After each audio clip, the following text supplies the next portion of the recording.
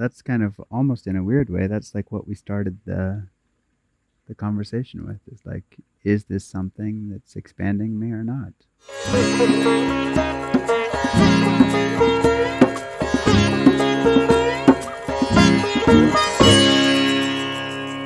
Action! Welcome to the Spirit of Yoga. This is Kirsten And Devdas. from the Akasha Yoga family. In today's podcast, we will be talking about the topic of expand, which is a very, very dear topic to the heart of a yogi, a true yogi, because what our journey is all about is expansion. It's expansion of self-perception, in a way, expansion of consciousness through the yogic tools. Devdas, expansion. What would you want to share from your personal journey of expansion? I love it. I feel like it's such a dynamic and fun topic. Like, one of the reasons why I like it is that I feel like it can be not for maybe for everybody, but for some particular souls, it can be one question that answers many different questions. Like, if you just ask yourself, is this something that's going to help me expand? Or is this something that's not going to help me expand? Like, that's a very direct, very powerful, insightful contemplation, right? It's like, if I'm going to undertake an activity, is this something that's going to make me, flourish and grow and experience my soul? And is it going to bring me life and aliveness? I feel like expansion is just so fun because it crosses into so many areas of life, right? Yeah. You could talk about expanding your consciousness, but you could also talk about expanding your teaching repertoire. You could also talk about expanding your compassion. Like your am I more compassionate? Am I less compassionate? There's so many different realms where you could apply the concept of expansion. And that's why I feel like just kind of like bringing it down into its simple, like boiling it down into the simple essence of, is this activity something that's going to like bring me expansion, or is it something that's gonna bring me contraction? It's kind of a navigator almost through life, or Yeah. like a decision taking Yeah. helper in Yeah. a way, like okay, like what am I doing here, like Yeah. where does that lead? And I love that. I love that a lot. Yeah. Expansion is like touching so many levels, like you already said. That expansion can be like an expansion of skill set, it can be expansion of consciousness, it can be expansion of space holding capacity. Yeah. Kind of it all points to growth in a way. Yeah. Growing, expanding, meeting vaster territory, or like growing out of my current self or last self into hatching into something vaster and bigger. And how does that growing go together with stillness, with motionlessness, with like, is it an expansion until arriving somewhere and they're settling, or like is expansion ever stopping? Those are like, where do we go as yogis? Like, on one hand, there is this like expansion, contraction, falling into stillness, right? Or revealing as stillness. My meditation teacher, he used to have this specific meditation in the retreat, like to feeling oneself as the center of everything and at the same time on the outer periphery Oh, of wow. everything, Beautiful. kind of basically bringing these two movements Yeah. of expansion and contraction together. And in the end, it is also, right, this polarity, expansion, contraction, and Yeah. settling somewhere there into an equilibrium. Mm. So what do you feel about this movement? Like, it feels so clear, like when we say, using the question, does that expand, help my expansion or not? Like, it seems such a clear invitation to use that as a life's navigator. But is it always the right thing? Well, that's why I said that's why I Spiritually? said for some people. You know, that's what's interesting is like the yogis. I think the yogis like fabulously appreciate the diversity of experience, and yoga is possible in any one of those experiences. One of my teachers used to say, like, you can kind of go two ways. You can go out into infinity, where you're the trees and the breeze and the stars and the sky and everything in between. Universes are, you know, expanding and collapsing inside your being. Or you can go in all the way down to an atom. And, you know, both of those are valid experiential pathways of how you would move, which is really actually fun, right? It's like it speaks to the diversity of human experience. You can go both directions. I mean, I feel like you touched on several very, very, very interesting points. I almost want to like slow it down a little bit because I feel like there's quite a few kind of natural subtopics in what you shared, with the going into the center and going onto the periphery. I feel like that's an incredibly beautiful like meditation experience, because spirit is center everywhere. Yeah. So it's like if you're going to experience center everywhere, yes, it's here, but it's also here and it's also there and it's also there. Like, you know, there is no absolute center to that. And so, you know, I could see how being on the periphery would give you a wonderful sense of expansion, actually, right? It's beyond your, you know, current perception of where things are springing from. And yet it's as much true or as much you as any other point. You know, that's one of the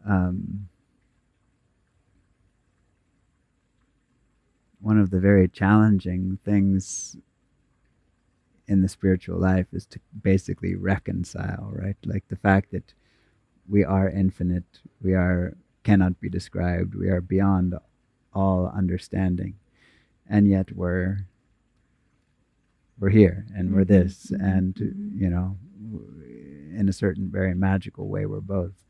And it also maybe depends, like picking up that question depends on where you are in that unfolding process, right? Like there was a woman on the Zoom call this morning from our 200-hour course that had such a powerful, touching sharing. She said, you know, we were talking about rebirth, and someone was saying, you know, okay, rebirth is just a constant in life, actually. Even if you don't believe in reincarnation, which is fine, like you can see that in one lifetime, you're just being born constantly, again and again and again and again. And even I was saying, one of the great yogis of the world used to say, every breath is a death and every breath is a rebirth. You know, it's like that's just a constant process of life is being reborn. And this woman then shared, you know, I'm shedding some old parts of myself, and I'm in the grieving process for the death of that part. And I was overjoyed in a sense by her sharing. It's like, it's not what you usually hear spiritually. Like what you usually hear is just like, let it go and don't attach yourself to it. But it's like, that depends on where you are, right? Like, I loved her sharing because I felt it was true. It's like as you let something go, there can be a natural grieving process inside of that for the kind of micro death that's happening. And then it's like if you're grieving for somebody that you love, you know, let's say someone you love passes away and you're grieving, like how long will the mourning period be? It will be exactly how long it is. Like you cannot speed it up, you cannot slow it down. Like it just will be finished when it's finished. And you know, there's something so like authentic in that experience, right? It's just like, okay, part of me died and there's a little part of me that's sad. It's like, yeah, absolutely, that's valid. You know, that's a beautiful part. But I also feel like the that death of the kind of static image of ourselves is expansion. It's like I have this idea of myself, I'm this way. Like I'm good at math, I'm bad at math, I'm tall, I'm short, I'm skilled, I'm unskilled, I'm whatever. So all that goes to the side. What's left? It's like what's left cannot even be described. Right? It's completely beyond words. Talk about expansion. I mean, that's Maha expansion.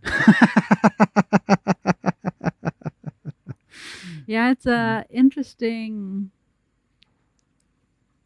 ways of looking at the spiritual process, right? On one hand, it is like a expanding, hatching out of old self images and in a way a growth, but on the other hand, it can be also perceived as a peeling away until coming to nothing left. Yeah. So, which is kind of more coming into the center. Yeah. And this is what I was initially trying to point to, like, where's the place of those in spirituality? Like, is expansion more a process related to personal growth? And this coming back to center, a certain way of movement inwards, is that more like the process, the spiritual process, expand and include? Yeah. I mean, that's depending on how you're picking up the concept of expansion, right? It's like if you're, you know, I was just talking with someone recently about the kind of movement in spirituality of kind of materialization. And if you're in this like movement of like, I'm going to expand my consciousness, I'm going to create something, you know, it's like, there's something beautiful about it. I was telling her, it's like, it's probably if you've had a lot of your desires thwarted and then you're using your spiritual life to expand yourself in some way, that's definitely better than sitting on the couch, you know. That's something really beautiful. But like if we're talking about expansion in the most pure form, I feel like we're talking about what we talked about before on a previous podcast in that conversation that I had with the woman when I said, there's no end to evolution. It goes on until it's endless. And she said, no, that's when evolution begins. And I feel like, you know, if you're talking about that level of expansion, where you're talking about expansion completely out of the kind of egoic framework and identity, then that expansion is not applying itself necessarily to material things. It's far, far, far beyond that. And in a weird way, like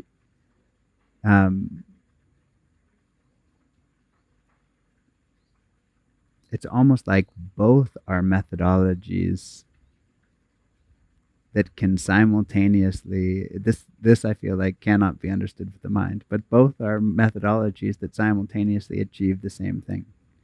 Like you can expand out and you can be diving in, and they're not they're the same basically. Because what will you find when you either expand out or dive in?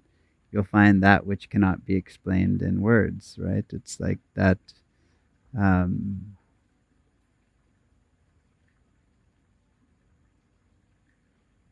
that's kind of like one of the most challenging or interesting things about the spiritual path, right? It's like I was trying to explain it to this friend that I was talking to earlier today, and I was saying like she was saying, okay, it's like I'm on a bridge, and I'm crossing to one side, and I'm infinite, and I know my potential, and I'm with my presence, and with my being, and with my soul, and then I'm identified, and I'm suffering, and I'm struggling, and then I'm back and forth and back and forth, and I said, that's actually, I mean, not that you want to stay there, but that's actually an extremely auspicious place to be. Because what's happening is you're spending more and more and more time with that which cannot be explained. As you spend more and more and more and more time with that, at some point, that is what you are. Mm. Like, and she kind of asked me, what do you mean by that? And I said, well, if you come to me and you say, you're Devdas, you're this body and mind, and that's all. It's like, I know in my heart that that's a fraction of what I am. Like, that's just that's like this much of a huge picture. It's not that I don't appreciate it. I'm deeply appreciative of this body and mind and all of the experiences. But I know that that's not what I am only. Like, there's a much bigger picture. Why is there a bigger picture? Because at some point I sat there and went back and forth between both and, sifted out what wasn't true until it was just like, whoa, if everybody comes from all around the world and tells me I'm wrong, I still know I still know my experience. Like, I still know that I'm not just this body and mind. That's, to me, like, I can almost say nothing can really take that away because it's just seen that that's true. And so, like, sitting with that process, we were also talking about that in terms of rebirth and letting go of identity and, this, or you could say the swinging back and forth on the bridge, however you want to describe that process. It is a process that if you stick with it, it does produce result. And it's maybe not result like what we think of as being in the mind result. Like you were saying earlier, should I get to the end and cork my champagne and have a celebration? Hey, I arrived. I'm enlightened, and now that's it. It's like I've always felt profoundly distrustful of that when I see it in people. Like when I see someone come, I have the answer. Like come and I can show you the answer. It's just kind of like doesn't sit right, and my own teacher in India, who could have made any kind of claim he wanted because he really was having capacity that most people don't have, he once alluded to his recognition of the truth once, and somebody said, oh Swamiji, I didn't want to come in the house because I thought you might be meditating. And he said, the fruit has already fallen from the tree.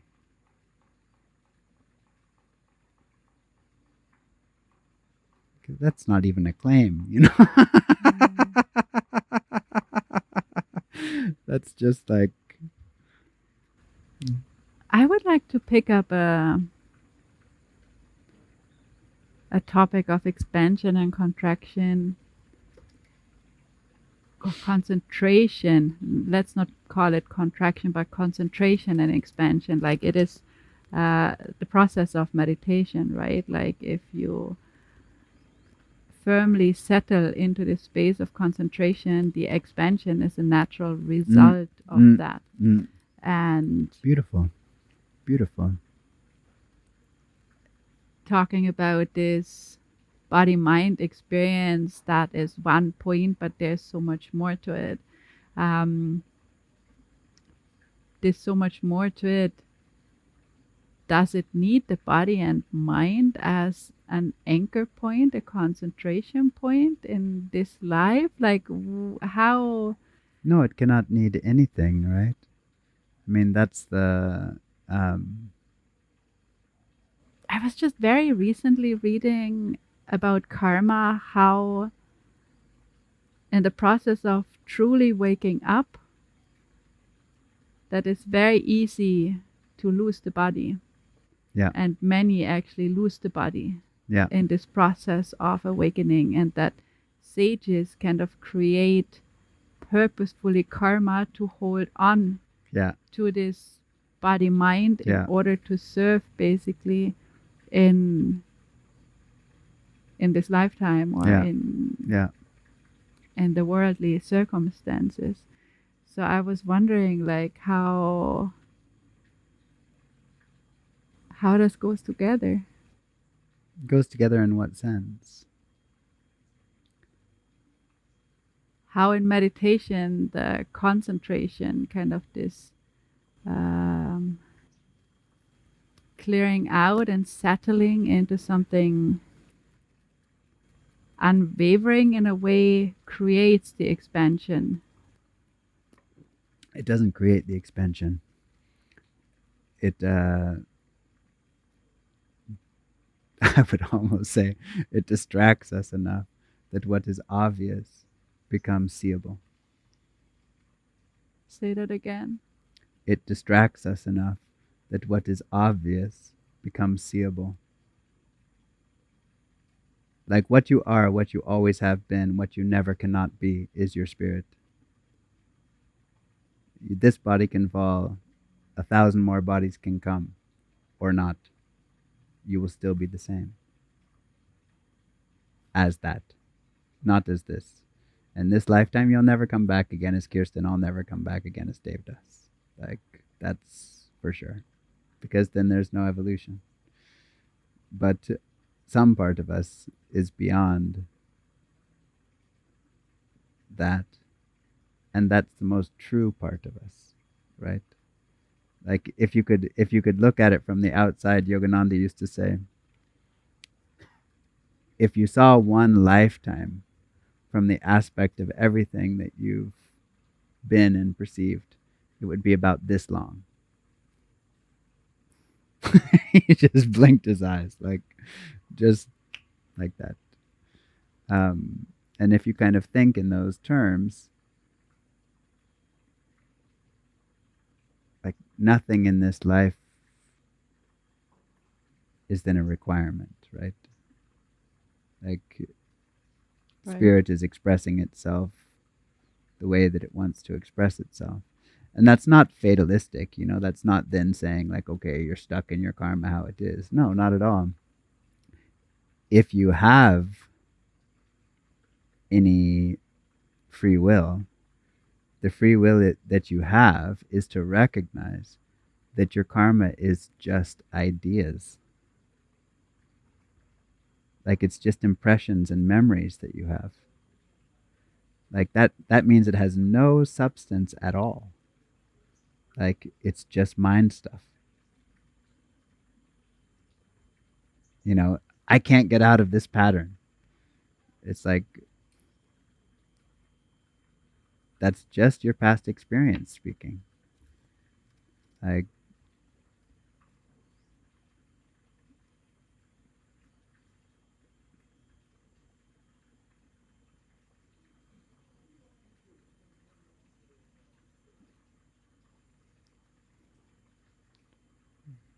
yeah, there's something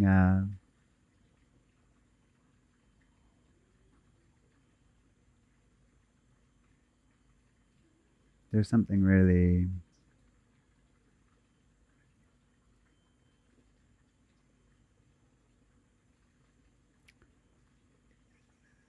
like that's why I feel like sometimes in our course, and I put a lot of emphasis in it in the Zoom calls, because I feel like we didn't put enough emphasis on it in the course, which is that concentration is not meditation. No, it is not meditation, but this is the A doorway. initiator. Yep, a doorway. Yeah. But for that reason, if you're using the doorway and the door opens, you don't sit there and keep knocking on the door, Sure. right? It's like if you're counting or doing whatever you're doing to concentrate, and you begin to perceive something that's larger than what you're normally perceiving, stay with that. Sure. Sure. Stay with the experience, because concentration is not the end result. Concentration is like the doorway through which you begin Definitely, to yeah. perceive that which cannot be spoken. And that's and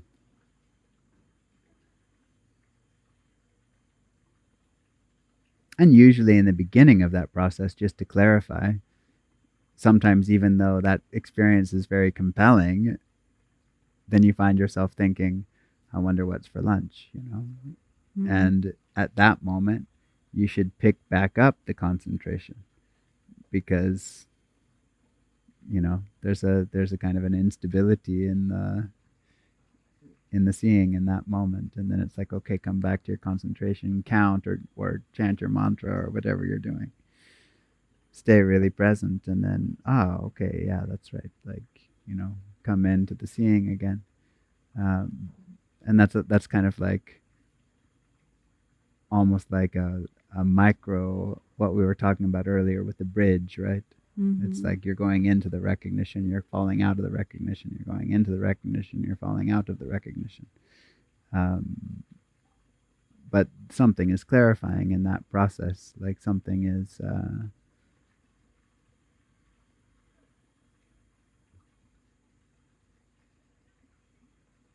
something is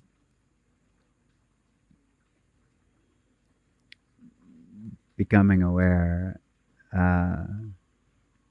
of the larger, expanded. Back to our topic for today. Yeah, I wonder if this settling into concentration, as it is the doorway for meditation, if this is true for any expansion in life, like even acquiring new skills or whatever the expansion is, that actually expansion starts from a clarification of the base, basically, like like from a place of clarity, grounding, centering in a way, and that from there basically new. That's why I feel like I sometimes say, like, I feel like every human endeavor, and I wish it was taken more seriously, like every human endeavor should start with grounding. And like that should be true in sports, that should be true in meetings, that should be true in politics, that should be true in arts, that should be true in every expression, because it doesn't take very long. Yeah. It's extremely short, and yet it can really powerfully change what transpires afterwards. And even, I think I mentioned this to you before on a podcast, but even they had a group of people that they were teaching a skill that they'd never learned before. Oh yeah, I remember. And they were learning piano if they'd never played piano before, for example. And they set an interval timer that was just randomly timed. It wasn't like for a specific time. It just went off occasionally. And when it went off, they had to take a minute or two of silence and close their eyes and not learn. And they could prove that the people that had taken the time out learned significantly faster than the people who didn't, which speaks exactly to what you were saying, right? It's like, is there an element of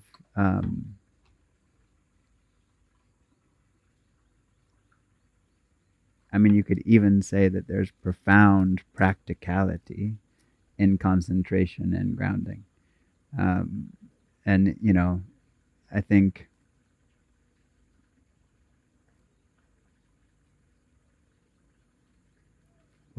from the yogic standpoint, what Christ said is more true.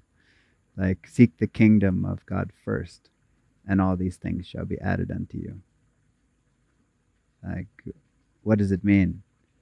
Spend your time trying to get to know the timeless, and then see what happens. Just today on the Zoom call, this very sweet man, is so fun. He's sharing. He says, like, I understand that I'm not the one driving the car. Like, life is driving the car, but occasionally I'm looking over there and going, hey, I'm a pretty good driver. Like, it was such a sweet way of, saying something longs to be, steering life and controlling life, when in fact, when we let go of that, like, the miraculous intelligence of life begins to work.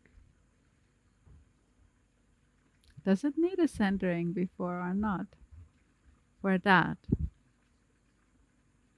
Well, in some sense, no, right? I mean, like, you could look at it in a different way and say, even that this is also from the Bible, even the hairs on your head are numbered.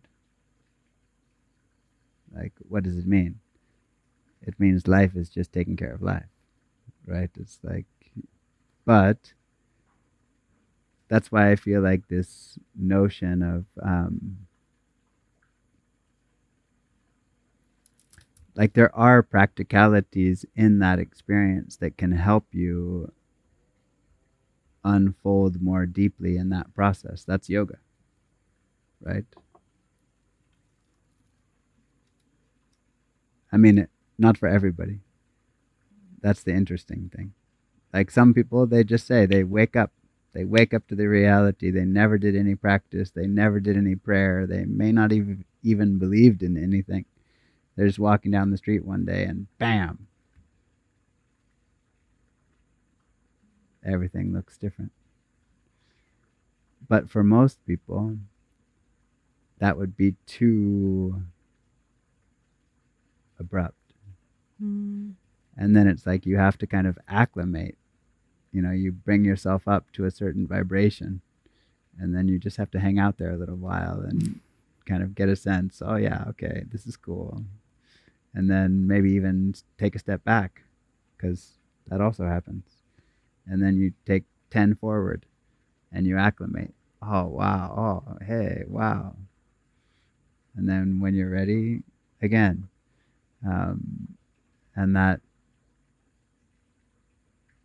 is a more natural way for most human beings. And if that's your way, then yoga is your friend, right? Not just yoga in terms of asana, but the great tradition of yoga, the Jnana yoga and Bhakti yoga and Karma yoga and Hatha yoga and Raja yoga and everything in between. All the different methodologies for self-exploration are there for you. It's like, if you're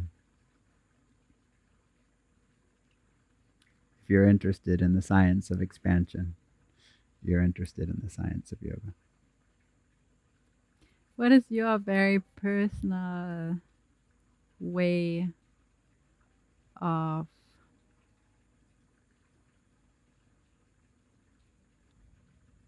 creating the base for the expansion?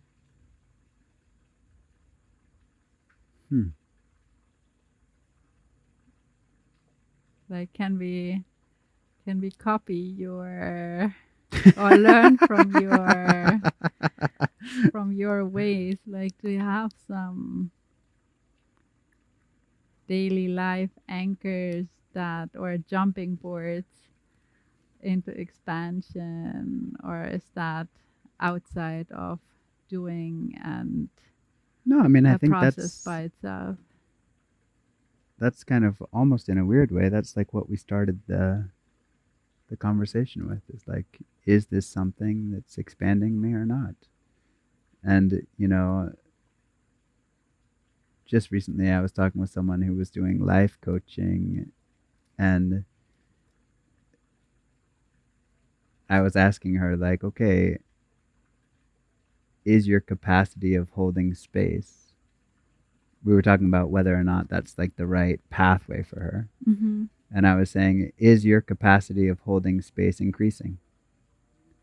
Like, do you feel better at being a life coach now than you were a year ago? Yeah. And she said, oh yeah, like, I have my ups and downs, and I have my moments, and I have some setbacks, but overall my capacity is greatly increasing. So, okay, then, right, that speaks for itself, right? Mm-hmm. It's like, what does that mean? It means you're expanding. You're growing in what's right for you. And that's a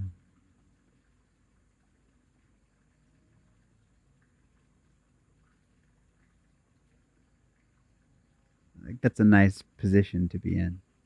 I feel like as a yogi, if your goal is that which cannot be defined, are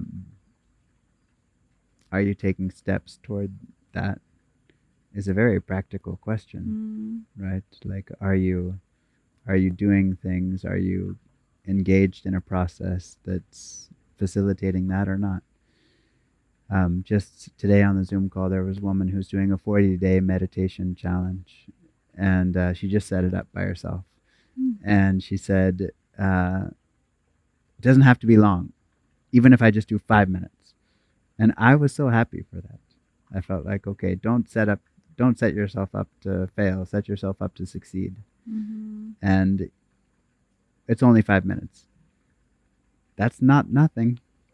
Like, that's a lot, actually. There's something very powerful in chaining your practice together.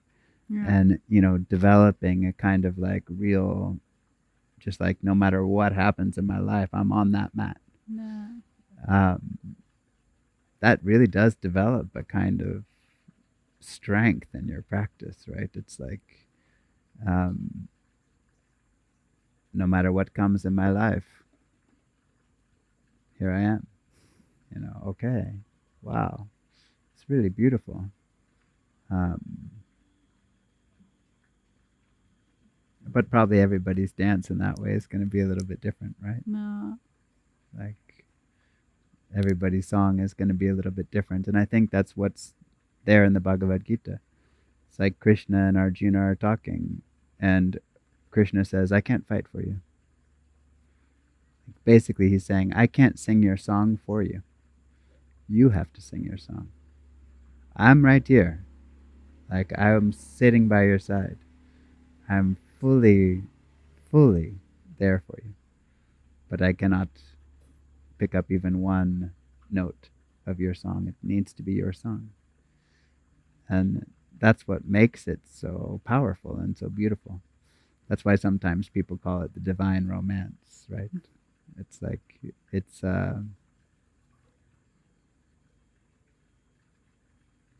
totally unique to everybody. And yet,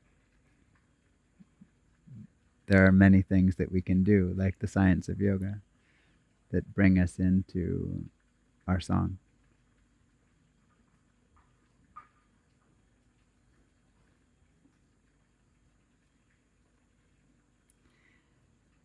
So this is, I think, today's takeaway, just to look at life and to see if it brings expansion or not, and to invest basically time and energy accordingly.